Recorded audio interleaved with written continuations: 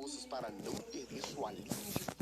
A estratégia computadora de repetição já deveriam estar quase que telegrafadas em sua própria mente. Deveria prestar atenção na caixa de som de música, garantindo que ela nunca parasse de tocar. Ficar atento no corredor com sua lanterna para que assim pudesse espantar qualquer tentativa de aproximação daqueles malditos animatrônicos. E caso algum chegasse perto, deveria utilizar sua enorme máscara de Freddy para espantá-los. Exceto, é claro, na presença de Foxy, como ele já havia aprendido, pois nesse caso, a máscara, por algum motivo, seria uma péssima ideia. Sua vista e cabeça doíam de maneira latejante já fazia horas, pois não só deveria lidar com o estresse de observar cada tela de seu painel de monitoramento, mas também a dúvida de como pagaria suas contas, pois aquele emprego, além de perigoso, era muito mal remunerado. Mas talvez tenha sido por isso, com esse cansaço que carregava sua mente, que ele de repente o viu. Ou será que não viu? De qualquer forma, sem mais nem menos, ou sem qualquer outro aviso, apareceu diante de sua frente e fez o seu sangue congelar, sua espinha tremer e um grito ecoar dentro de seu próprio coração. Poderia ser mais descrito como uma silhueta sombria que mais parecia assumir a forma de algum coelho qualquer, talvez Bonnie ou Bonnie. Muito rápido, e sua memória já não estava nas melhores. Ok, beleza, isso são somente especulações, mas a gente pode ir bem longe com relação ao Cherubone, pois ele está cheio de mistérios. Veja só, Cherubone tem diversas aparições misteriosas em toda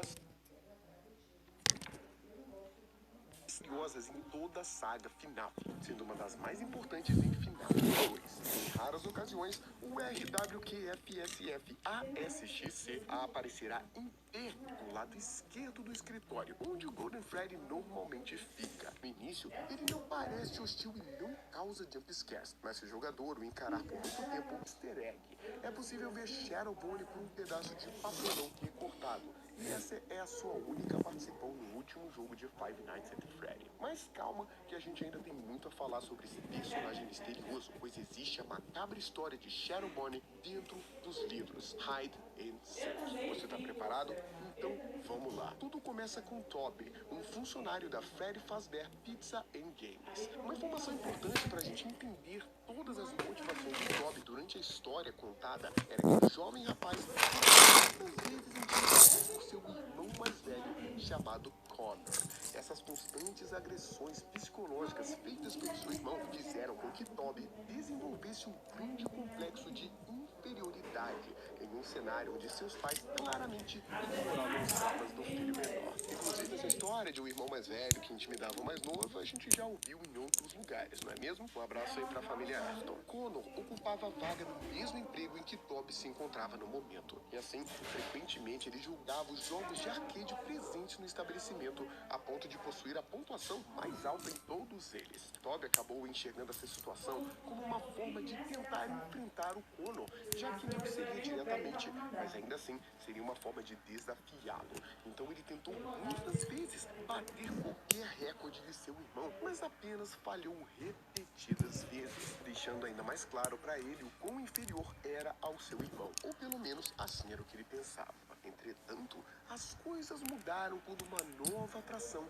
fora instalada dentro do fliperama da Freddy Fazbear Pizza and Games. Era um novo jogo chamado de Hide and Seek, algo como se esconder e procurar. Bob se viu desesperado para vencer um novo jogo e usar aqui como uma forma de finalmente conseguir uma vitória sobre seu irmão. O jogo se mostrava um pouco quanto autoexplicativo, onde o jogador deveria procurar uma figura apelidada de Shadow Bunny, que poderia se esconder em vários tipos de ambientes, como prédios locais, lojas, um parque, uma delegacia, uma escola e, é lógico, uma pizzaria. Mas para sua infelicidade e extrema frustração, Toby acabava sempre falhando em encontrar o misterioso Cherubone repetidas vezes. Se vendo cada vez mais intoxicado e frustrado com os resultados dentro do jogo, Toby acabou, no dia seguinte, tomando uma medida drástica e hackeou o jogo para que pudesse vencer o desafio. Mas curiosamente,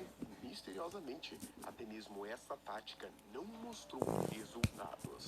Ele continuava com a pontuação mais baixa e a partir daqui A raiva tomou conta do pobre Toby, que, imerso em sentimentos negativos, acabou se descontrolando e destruindo a máquina. Entretanto, inadvertidamente, essa ação descontrolada e impulsiva de Toby acabou libertando a figura de Shadowbone do arcade para o mundo real. E agora, Shadowbone passaria a assombrar o mundo em que Toby e seu irmão viveriam. Isso tudo levantou muitas perguntas. Por que um ser amaldiçoado estava trancafiado em um simples jogo de videogame? Quem teria feito isso? E por que aquela entidade estaria ali? Toby teve sua sombra tomada, enxergando com orelhas de coelho, pupilas brancas e dentes afiados. Durante esse período, Toby tentou se livrar da maldição desesperadamente e de diversas formas, se descontrolando e se desesperando, chorando sozinho e implorando para que deixasse ele em paz. Porém, a cada tentativa, ele acabava ferindo a si mesmo, como no momento de desespero em que tentou afogar a entidade em uma piscina, a ponto de, logicamente, quase se afogar junto. O poder da sombra crescia e o consumia por dentro gradualmente.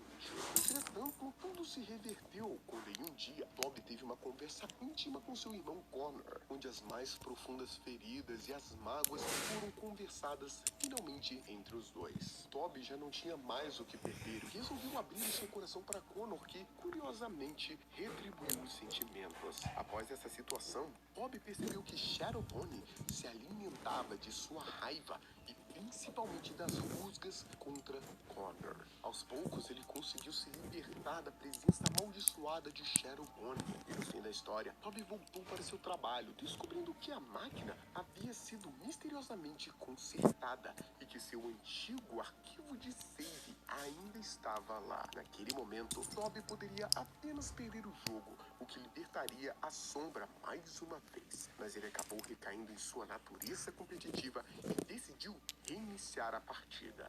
E enfim, agora com novos sentimentos, com nova força dentro de si e o apoio de seu irmão, Toby se mostrou finalmente capaz de vencer o jogo. Entretanto, algo misterioso aconteceu. Não se sabe como, mas Toby acabou adquirindo um corte profundo quando encostou na própria estrutura da máquina. Do corte saía muito sangue, um jorro incontrolável que Toby não conseguiu fechar. E o sangue jorrava e jorrava e ninguém conseguia explicar por que o sangue jorrava daquele pequeno corte. E aos poucos, Toby foi perdendo sua consciência, foi perdendo seus sentidos, e a única coisa que via enquanto seus olhos encaravam a escuridão era o sorriso sarcástico de um coelho que olhava para dentro dele, como se dissesse: "Você até tentou, mas nunca vai conseguir escapar de mim." Essa é a história do pequeno Toby e de como